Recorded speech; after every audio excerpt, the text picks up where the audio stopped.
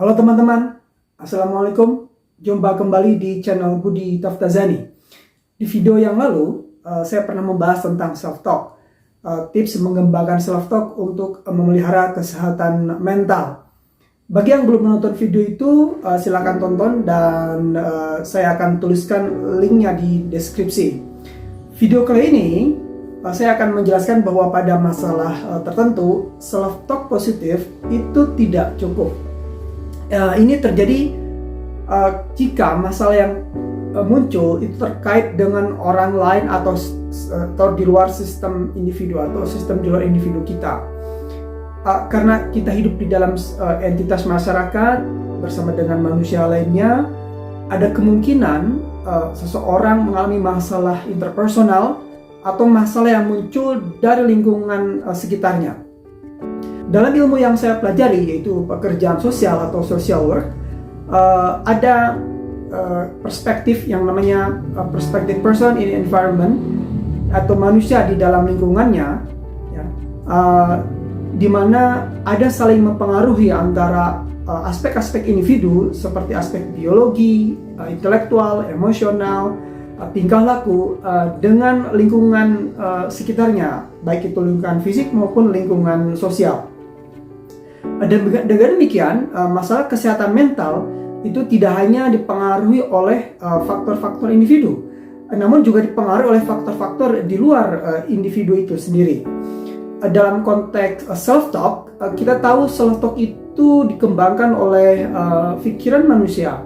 Dan hari ini saya akan mengatakan bahwa jika sumber masalahnya ternyata muncul dari luar individu, sementara kita hanya mengembangkan atau menyelesaikan dengan mengembangkan self-talk, ya, yang tidak mengarah pada tindakan untuk mengubah lingkungan di luar kita, maka justru kita bisa terjebak ke dalam apa yang disebut dengan self-deception. Anda menutupi self-talk yang sesuai dengan fakta dengan self-talk penghindaran. Jadi menghindari untuk tidak bertindak memecahkan masalah, padahal Anda sebenarnya tahu penyebab masalahnya. Saya contohkan yang pertama dalam konteks relasi interpersonal. Jika seseorang merasa tidak enak dengan apa yang pernah ia lakukan pada temannya, atau ia telah berbuat salah pada temannya, dan orang tersebut hanya mengembangkan self-talk positif untuk menetralisir ketidakenakannya tanpa mengubah cara dia memperlakukan temannya, meminta maaf misalnya, atau mengubah cara berkomunikasi dengan temannya, maka itu dikategorikan dengan self-deception. Orang tadi akan kehilangan kesempatan untuk mengembangkan tindakan yang positif dan bertanggung jawab. Dan jika ini terus dilakukan, maka orang tersebut akan semakin tumpul dalam kemampuan berinteraksinya. Mungkin rentetan masalah interaksi dengan orang lain akan terus terjadi. Dan ini tentu tidak diinginkan, karena cara ini justru menimbulkan kembali masalah berikutnya dan akhirnya akan mengganggu kualitas hidupnya. Yang kedua, terkait dengan sumber masalah berada di lingkungan, sumber masalah berada di level lingkungan sosial.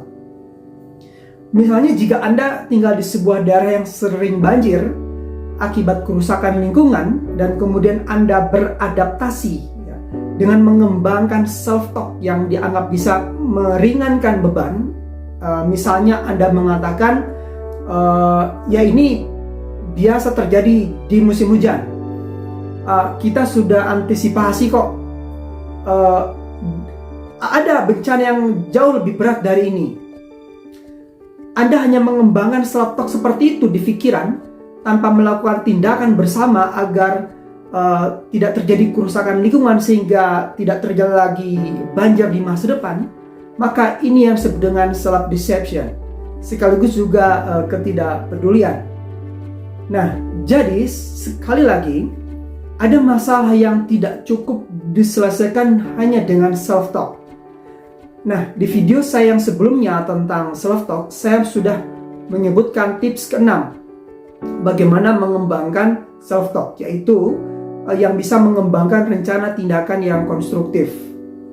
Artinya pada tips ke-6 itu saya ingin mengatakan bahwa setelah self-talk dikembangkan dan kemudian ternyata diperlukan juga tindakan atau perilaku yang dapat menyelesaikan sumber masalah, maka self-talk itu tidak cukup.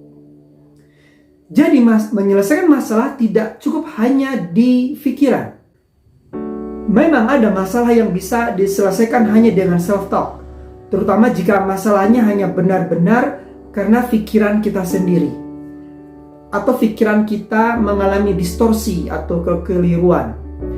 Ada juga masalah yang tidak bisa diselesaikan hanya dengan mengubah self-talk. Dengan demikian, ada dua kategori tindakan ya yang bisa menyertai self-talk itu sendiri. Pertama adalah tindakan yang bersifat interpersonal. Saya contohkan, jika Anda merasa ada yang salah dengan cara Anda memperlakukan seseorang, maka perbaikilah cara bertindak Anda atau cara berkomunikasi Anda terhadap orang itu misalnya. Ya. Itu adalah contoh tindakan di tingkat interpersonal. Memperbaiki tindakan sendiri juga bisa dilakukan akibat adanya respon dari orang lain agar kita menjadi lebih baik. Tindakan yang kedua adalah tindakan di tingkat sistem. Tindakan ini berupa tindakan bersama, tindakan kolektif. Tentu tidak bisa sendirian, atau paling tidak kita bisa memanfaatkan jaringan sosial yang ada, baik itu misalnya jaringan di media sosial atau jaringan komunitas atau jaringan yang ada di lingkungan kita sendiri. Seperti yang saya sebutkan di awal, masalah gangguan mental bisa disebabkan oleh sistem di luar individu.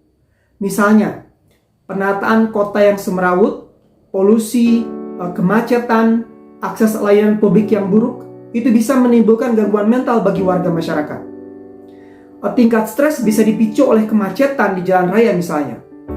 Atau perlu dibangun taman-taman kota bagi warga untuk bisa sedikit rileks dengan banyak oksigen dari pohon-pohon yang hijau, sehingga bisa mengurangi tension bagi warga kota yang sibuk. Perlu gerakan komunitas, gerakan kolektif untuk mengubah keadaan lingkungan yang mengganggu kita atau yang membuat kita tidak nyaman. Ini terkait dengan tanggung jawab kita sebagai warga masyarakat. Misalnya bagaimana mengubah kebijakan tata kota agar keadaan kota tidak semrawut, menjaga dan meningkatkan kualitas hidup warganya. Itulah penjelasan saya mengenai pentingnya kita bertindak untuk menyelesaikan masalah, selain mengembangkan self-talk yang baik. Baiklah, demikian ulasan dari saya tentang pentingnya tindakan selain mengembangkan self-talk yang baik. Jika video ini bermanfaat, silakan subscribe, like, dan share. Jika teman-teman punya pendapat yang sama atau yang berbeda, silakan tulis di komentar. Sekian dari saya, sampai jumpa di video-video berikutnya. Terima kasih.